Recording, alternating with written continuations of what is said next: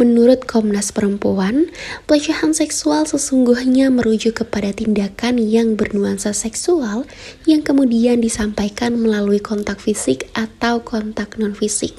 Tindakan ini sendiri termasuk siulan, main mata, komentar ataupun ucapan yang bernuansa seksual, sehingga kemudian mengakibatkan rasa tidak nyaman, tersinggung atau merasa direndahkan martabatnya, dan mungkin hingga menyebabkan berbagai masalah kesehatan dan keselamatan. Selamat datang di Koms Up 22 bersama saya Ayu Amalia Makatita. Hari ini kita akan membahas sebuah isu yang sering terabaikan dan memiliki dampak yang begitu mendalam. Kesejahteraan mental korban pelecehan seksual. Luka yang tak tampak di permukaan sering terasa lebih dalam dan bertahan lebih lama. Dalam investigasi kali ini kita akan melihat lebih dekat bagaimana korban untuk menyembuhkan trauma dari hal tersebut. Pelecehan seksual merupakan sebuah tindakan bejat yang tak beretik. Lantas, bagaimana nasib para korban? Akankah mereka terus diam akan hal yang telah terjadi? Kami di sini telah mewawancari seorang korban. Dia adalah salah satu dari kebanyakan korban yang berani untuk berbicara. Berikut ini adalah pengakuan korban.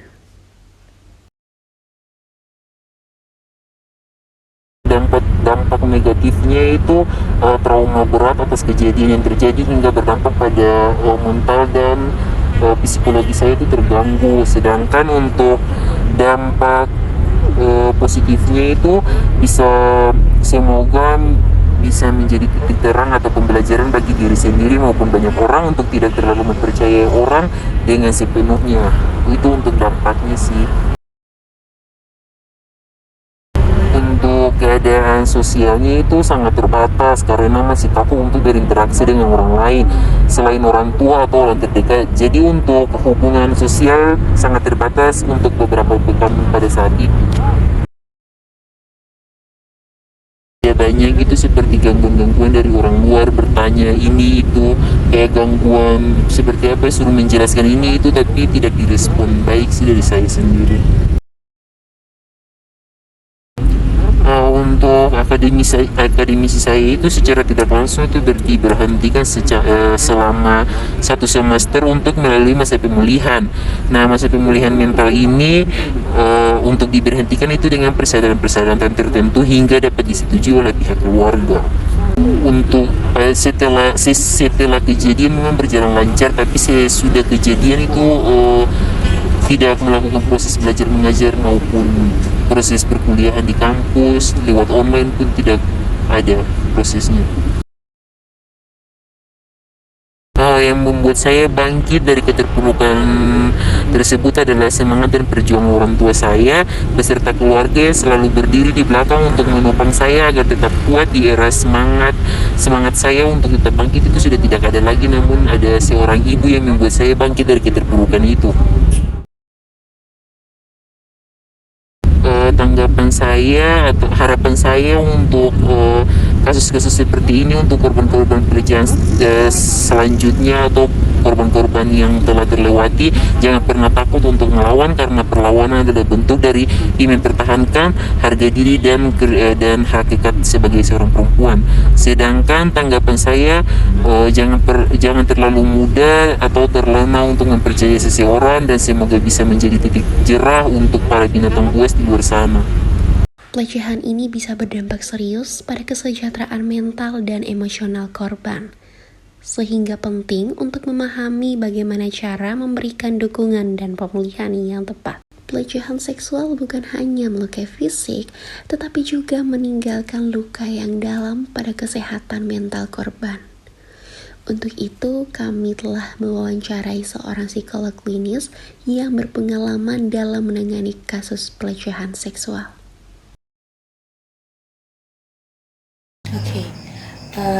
Cara efektif sebenarnya itu dimulai dengan kita menjadi pendengar saja dulu. Pendengar dalam artian kita tidak melakukan konfrontasi. Jadi pada saat ada teman yang bercerita bahwa dia mengalami pelecehan seksual, kita menanggapinya dengan mendengar dulu ceritanya, kemudian tidak menjudge, karena kalau misalkan korban dalam posisi takut, tertekan dan lain sebagainya, pada saat kita melakukan judge kepada mereka, umumnya mereka akan menarik diri dan tidak mau lagi bercerita. Jadi tugas kita sebagai orang yang diberitahu, yang mendapat kepercayaan untuk mendengarkan cerita korban pelecehan seksual, kita hanya menjadi pendengar dan memberikan empati dalam artian kita ikut mendengarkan dengan sepenuh hati apa yang dia alami, kemudian memberikan afirmasi terhadap kesakitan yang dia alami. Nah, itu cara sederhana sebenarnya yang perlu kita lakukan. Berarti harus jadi pendengar dulu. Oke, pendengar kemudian memberikan respon empati terhadap korban kekerasan seksual. Seperti saran. Iya. Oke. Kalau efek jangka panjang sebenarnya kalau misalkan yang mengalami kekerasan seksual ini laki-laki, korbannya adalah laki-laki, kemungkinan dari jurnal penelitian, pengalaman saya dalam proses pendampingan juga biasanya mereka dari korban mereka bisa jadi pelaku kekerasan. Tapi kalau untuk perempuan itu biasanya berdampak pada tingkat kepercayaan diri yang menurun, sulit beradaptasi dengan lingkungan baru. Nah, biasanya itu cukup berpengaruh. Kalau dilihat dalam lingkungan akademis, ya mungkin pergaulan yang akan dia lebih banyak menarik diri, misalkan. Kemudian dalam proses pembelajaran tidak akan maksimal karena berpengaruh terhadap konsentrasi, minat dalam proses pembelajaran dan lain sebagainya. Itu cukup berpengaruh juga kalau dilihat dari sisi korbannya. Kalau rata-rata memang mereka yang mengalami pelecehan seksual itu pasti ada traumanya. Nah, traumanya sudah pasti muncul perilaku depresi, itu sudah pasti muncul. Tapi belakangan ini juga dalam proses pendampingan bukan hanya peristiwa traumatis, tapi umumnya mereka yang sudah menikmati dalam tanda kutip karena mungkin hubungan seksualnya sudah lebih dari satu kali. Jadi sudah bukan lagi dalam kategori mereka trauma, tapi mereka sudah menikmati hubungan seksual itu, makanya muncul perilaku negatif. Contoh seks bebas makin meningkat, hasrat ingin melakukan hubungan seks dan lain sebagainya. Jadi bisa muncul perilaku-perilaku yang abnormal juga. Seperti demikian.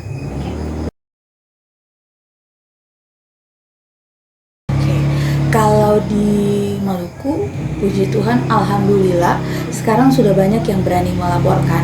Ini karena edukasi, sosialisasi juga yang diberikan. Sebenarnya kan banyak yang tidak mau melaporkan itu karena merasa itu aib. Nah, tapi karena berkembangnya teknologi dan lain sebagainya, sehingga mereka sudah berani melaporkan ke dinas-dinas terkait. Jadi kalau yang saya tangani itu berawal dari ke keluarga dulu, keluarga laporkan ke pemerintah desa atau negeri, kemudian berlanjut langsung ke polisi dan nanti akan ditangani oleh dinas-dinas terkait seperti DP3A, Perlindungan Perempuan dan Anak, kemudian ada juga LPSK, Lembaga Pelindungan Saksi dan Korban. Sudah banyak akses yang bisa digunakan untuk proses pendampingan, dan itu pendampingan secara gratis. Jadi orang banyak yang berani untuk melaporkan. Tanda psikologis biasanya memang kalau misalkan korban itu anak-anak, mungkin bisa dilihat perubahan perilaku pada saat kencing, mungkin dia merasa perih, respon tubuhnya itu pasti terlihat. Atau anak yang biasanya ceria kemudian jadinya murung, kemudian yang menarik diri, takut bersentuhan dengan laki-laki misalkan, atau figur-figur laki-laki itu mereka takut untuk bersentuhan. Nah, kalau misalkan yang sudah dewasa tuh umumnya mereka juga berani punya teman untuk bercerita. Misalkan yang SMP itu juga banyak yang mereka berani untuk cerita ke teman sekelasnya atau ke keluarga. Nah, biasanya kalau anak-anak itu umumnya dilihat dari perubahan perilaku, dan yang paling nampak itu biasanya menarik diri dari lingkungan. Itu yang paling sering, yang biasanya ceria tiba-tiba menjadi murung. Nah, itu dampak tanda-tanda psikologis yang paling umum biasanya. Berarti perubahan perilaku yang paling Oke. Oke, yang pasti itu butuh proses yang panjang. Jadi biasanya pada saat setelah asesmen psikologi, kami juga melakukan pendampingan setiap 6 bulan sekali untuk melihat perubahan perilaku. Tapi yang berperan penting itu sebenarnya adalah orang tua. Orang tua, dukungan keluarga itu yang sangat berperan penting untuk kembali memberikan semangat kepada dia dalam proses menjalani hidup ke depan. Kemudian lingkungan sekitar dalam artian lingkungan sekolah, kita harus beritahu, itu tugasnya kita untuk memberitahu kepada mereka, mencegah terjadi pembulian dan lain sebagainya. Jadi itu peran banyak pihak, tapi terlebihnya itu yang pertama perlu ada pemulihan trauma dulu, yang pasti harus melakukan terapi untuk korban-korban kekerasan seksual ini. Lingkungan sekitar memainkan peran penting dalam membantu korban pelecehan seksual. Salah satunya adalah masyarakat. Masyarakat dapat menciptakan ruang yang aman dengan memberikan dukungan emosional, tidak menghakimi dan mendengarkan korban dengan empati. Masyarakat memegang peran yang sangat penting dalam mendukung korban pelecehan seksual. Di tengah trauma yang dialami, korban seringkali merasa sendirian, takut, dan terisolasi. Untuk itu, kami telah mewawancarai salah satu masyarakat.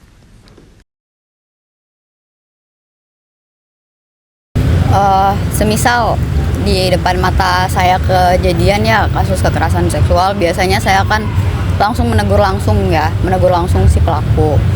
Nah, tapi sebenarnya itu kebanyakan orang sebenarnya keliru.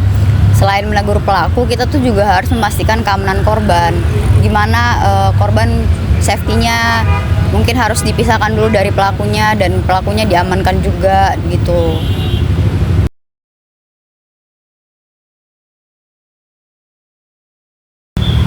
Memang kebanyakan pelaku kekerasan seksual adalah pria. Mungkin itu menurut aku ya, ada relasi kuasa yang terjadi antara laki-laki dan perempuan, di mana perempuan sebenarnya salah satu objek yang mungkin di masyarakat kita masih dipandang lebih rendah dipandang laki-laki gitu. Nah, jadi ada power tuh yang bermain antara laki-laki dan perempuan. Nah, terus juga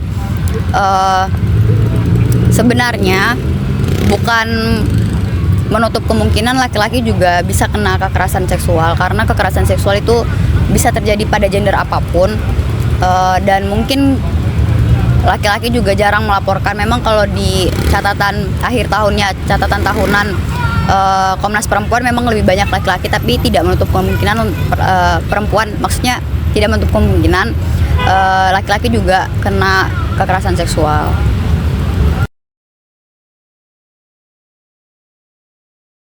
Mungkin sekarang udah sedikit lebih peka dibanding mungkin berpuluh-puluh tahun lalu, 20 tahun lalu.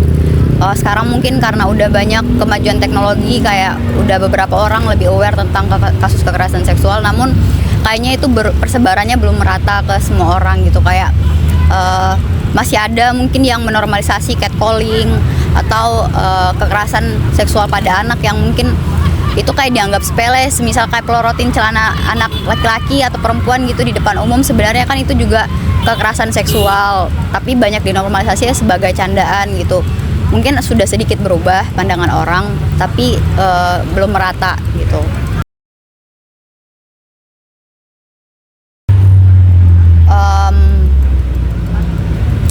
Gini kali ya, mungkin harus dikasih barrier dulu, dikasih batasan. Yang dimaksud dengan disebarluaskan ke publik itu identitas korban atau kasusnya, perkembangan kasus dan kronologinya. Jujur, kalau semisal ada salah satu korban kekerasan seksual, pelecehan seksual bisa speak up, aku bangga dan kayak akhirnya masih ada yang mau berjuang gitu. Namun harus dikasih batasan, identitas korban sendiri tidak boleh disebarluaskan dan sebagainya gitu. Kalau bisa tertutup dan tidak boleh ada yang tahu kecuali pihak-pihak yang memang ikut mengadvokasi dan ikut di hukum-hukumnya gitulah. Nah, sebenarnya aku salah satu faktor penting kenapa korban itu sebenarnya diusahakan untuk melapor adalah supaya itu bisa jadi memori kolektif orang-orang, biar ternyata kalau kita lapor KS tuh bukan serta-merta kasusnya hilang. Nah itu jadi pentingnya memori kolektif, tapi kita harus tetap berperspektif korban. Gimana tuh perspektif korban yang tetap mengutamakan perempuan gitu, mengutamakan korbannya gitu. Kalau semisal pun korban dirasa belum sanggup untuk melaporkan atau menindaklanjut kasusnya, nggak apa-apa, mungkin tunggu korbannya selesai aja, karena itu yang harus dipahami kita semua ya. Kita tidak boleh berfokus pada penghukuman pelaku dan sebagainya, tapi harus bagaimana pemulihan korbannya dari sisi psikologis maupun fisik gitu.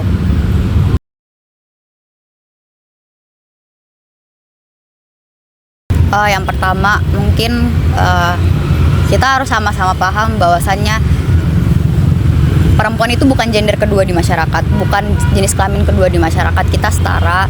Yang kedua mungkin harus dimasifkan gitu ya, edukasi tentang apa itu KS, bagaimana langkah-langkah advokasi KS, apa yang dilakukan ketika kamu kena KS, di mana kamu akan melapor, mungkin itu lebih dimasifkan. Nah untuk ke pemulihan korban ya mungkin itu bisa dimulai dari lingkaran terkecil korban, kayak teman, orang tua, atau yang bisa support kayak psikolog dan psikiater gitu. Nah menurut aku ya yang pertama sebagai masyarakat kita nggak boleh terlalu kepo pada identitas korban, itu harus etiketnya lah gitu lah ya. Terus juga kalau bisa mendukung gitu loh, mendukung dengan memberikan ruang aman dan sebagainya, mewujudkan ruang aman gitu, entah baik melalui undang-undang ataupun perubahan sistem gitu. Terus juga jangan biasain judgmental orang, kayak hapuslah pikiran-pikiran patriarki, perempuan yang kena KS adalah bekas dan sebagainya, itu harusnya dihapus gitu, stigma-stigma gitu, mulai dari belajar. Jujur beberapa temanku pernah cerita bahwasanya mereka kena kekerasan seksual. Tanggapanku yang pertama kali yang aku tanamkan dalam otak adalah, oh dia butuh ruang aman, dimana mungkin aku bisa meminjamkan telinga dan sebagainya tanpa justifikasi dan sebagainya gitu. Nah yang penting kita mendengarkan, kita jangan menghakimi gitu loh. Nah yang kedua mungkin kita harus lihat kondisi dia, apakah dia dalam bisa melapor atau tidak gitu. Yang mungkin sebisa aku gitu, karena aku belum pernah juga dapat pelatihan advokasi untuk kasus KS dan sebagainya. Tapi yang harus aku rasain ya gitu, sebenarnya ya sudah menjadi ruang amannya dulu, tempat amannya gitu. Mulai sekecil tidak menjadi orang yang menjudge gitu. Meskipun kesadaran masyarakat terhadap pelecehan seksual semakin meningkat, masih banyak tantangan yang harus dihadapi, seperti normalisasi bentuk-bentuk pelecehan tertentu dan perlunya dukungan mental yang lebih kuat bagi korban. Oleh karena itu, penting bagi institusi pendidikan untuk berperan aktif dalam memberikan perlindungan dan bantuan kepada mahasiswa yang menjadi korban, serta memastikan terciptanya lingkungan kampus yang aman dan bebas dari segala bentuk pelecehan. Selanjutnya, kita akan mendengarkan pandangan dan kebijakan dari Wakil Rektor 3 Bidang Kemahasiswaan dan Alumni terkait upaya akademik dalam menangani masalah ini. Dalam beberapa kasus yang selama ini Universitas Pattimura tangani, dalam hal ini bidang kemahasiswaan dan juga tim PKS. Nah, tim PKS Universitas Pattimura itu biasanya kalau mendapat laporan maupun tidak dilapor secara langsung, seperti kasus kemarin yang bulan Maret itu kan mahasiswa langsung demo saja, tidak ada laporan. Nah, itu langkah yang pertama diambil, itu bahwa mahasiswanya korban dipanggil dulu. Ketika mendapat semua informasinya, lalu dipanggillah pelaku. Nah, ketika pelaku sudah dipanggil dan jika ditemukan memang itu adalah pelanggaran atau pelecehan seksual yang dilakukan kepada mahasiswa tersebut, baik secara verbal maupun non-verbal, itu semua dikenakan sanksi, maka di fakultas melakukan sidang kode etik. Nah, sidang kode etik itu melibatkan dosen, ketua program studi pada dosen bersangkutan yang melakukan pelecehan itu, dan juga anggota senat dan pimpinan fakultas. Setelah sidang kode etik itu selesai, dibuatlah BAP dan dikirim dengan surat dekan menyurat dibawa ke universitas, universitas akan membentuk tim kode etik. Tim kode etik biasa itu dari Komisi B dan Ketua Senat, dan juga bidang kemahasiswaan dan kepegawaian. Nah, kenapa kepegawaian? Karena dosen adalah ASN, pelakunya ASN, maka akan diberikan sanksi. Jadi ada sanksi itu 2 biasanya untuk dosen yang melakukan pelecehan itu. Nah, terus setelah sidang dari universitas, jika hasilnya keluar itu adalah pelanggaran atau pelecehan berat, dinilai berdasarkan Undang-Undang Nomor 30 Tahun 2021 itu, kalau itu adalah pelanggaran berat, maka rektor tidak memberikan sanksi. Sanksi tersebut itu akan diberikan oleh Biro Hukum Kementerian Pendidikan dan Kebudayaan, Riset dan Teknologi, dalam hal ini Menteri, yang akan memberikan sanksi kepada pelaku. Nah, sedangkan korban yang tadi ditanyakan bahwa dukungan moral apa yang diberikan. Nah, biasanya itu tim PKS ini ada salah satu bagiannya yaitu psikologi. Nah, mereka yang di bagian psikologi ini yang akan menemani sang korban, baik nanti secara selama proses itu berjalan, baik itu prosesnya secara administratif maupun prosesnya secara, kan ada korban juga yang langsung melapor ke kepolisian. Jadi didampingi juga secara pidana. Kalau ke sana itu biasa korban didampingi karena secara psikologi, dan memang psikis korban tetap dijaga oleh tim PKS itu, melakukan pendampingan, melakukan pemulihan traumatik dan seterusnya. Itu yang dilakukan biasa. Kalau dari tim PKS Universitas sendiri itu sudah beberapa kali itu melakukan sosialisasi, jadi melakukan sosialisasi. Sedangkan kalau tingkat nasional itu biasanya tim PKS dan juga, jadi di dalam tim PKS itu juga ada mahasiswi. Jadi ada mahasiswi yang ada sebagai tim PKS itu yang akan dikirim mengikuti pelatihan-pelatihan di luar. Nah, terus untuk dari tim universitas sendiri, tim PKS itu biasa kita melakukan sosialisasi beberapa bulan lalu. Jadi dalam tahun ini sudah 2 kali sosialisasi yang dilakukan, itu di 3 fakultas.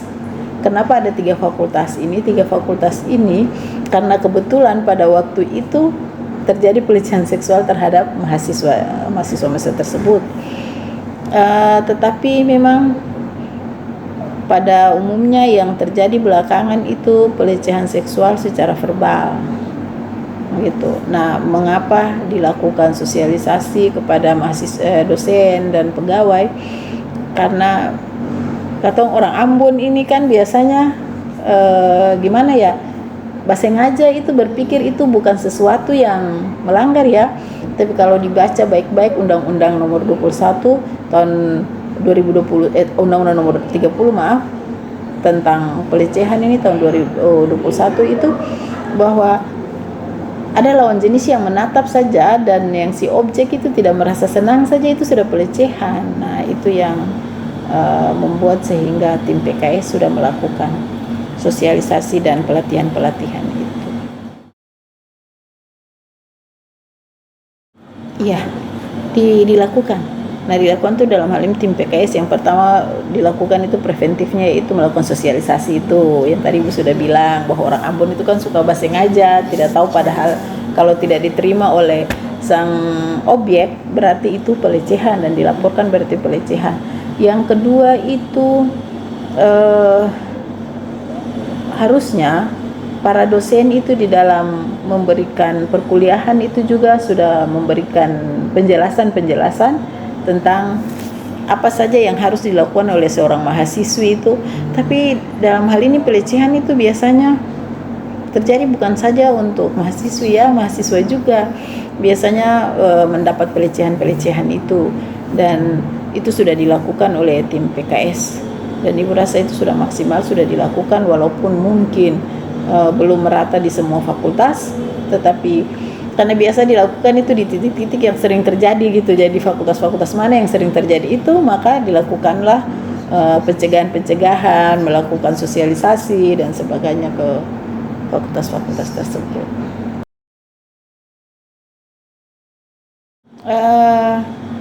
Yang pertama itu dalam kasus itu misalnya contohnya nih terjadi pada semester genap, maka korban secara psikis atau secara psikologi itu dia sudah malu ke kampus. Nah, maka sang korban itu biasanya kebijakan dari universitas itu bahwa dia akan diberi kemudahan dalam hal nilai dalam satu semester itu. Nah, kemarin itu tim PKS dan juga kami itu bekerja untuk menyelamatkan sang mahasiswa tersebut dengan cara melakukan pendekatan, tetapi juga nilainya tidak diterima begitu saja, diberi tugas. Jadi pendekatan kepada dosen-dosen mata kuliah, dosen-dosen mata kuliah memberi tugas, walaupun sang korban hanya di rumah, dia mengerjakan tugasnya, dikirim, lalu nanti nilainya keluar. Itu yang pertama.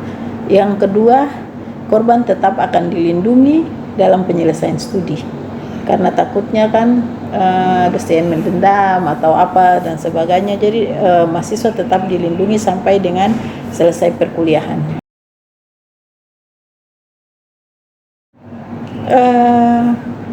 Untuk sampai dengan ke tingkat penelitian dan sebagainya itu belum dilakukan, tetapi evaluasi selalu ada. Evaluasi itu setiap saat itu, ketika misalnya terjadi satu kasus ditangani, nah tim akan evaluasi bersama dengan pimpinan universitas. Ini sudah sejauh mana langkah-langkahnya, apa saja yang sudah diberikan sanksi, apa saja yang sudah diberikan kepada pelaku, apa saja yang sudah diberikan kepada korban. Nah, itu biasa dilakukan. Dan selama ini, selama masa jabatan ibu di sini, kami itu sudah menangani beberapa kasus pelecehan dan alhamdulillah diselesaikan sesuai dengan prosedur yang ada. Kita semua memiliki tanggung jawab untuk lebih peka terhadap lingkungan sekitar. Karena pada akhirnya setiap orang berhak dihargai, diakui, dan didengar. Kita tidak bisa menunggu orang lain untuk bertindak, karena perubahan dimulai dari diri kita sendiri. Mari kita berkomitmen untuk menjadi bagian dari solusi, dari cara kita berinteraksi hingga cara kita menanggapi perilaku yang tidak pantas. Terima kasih telah menyaksikan dan ingatlah bahwa perubahan dimulai dari diri kita sendiri. Saya Ayu Amalia Makatita, pamit undur diri.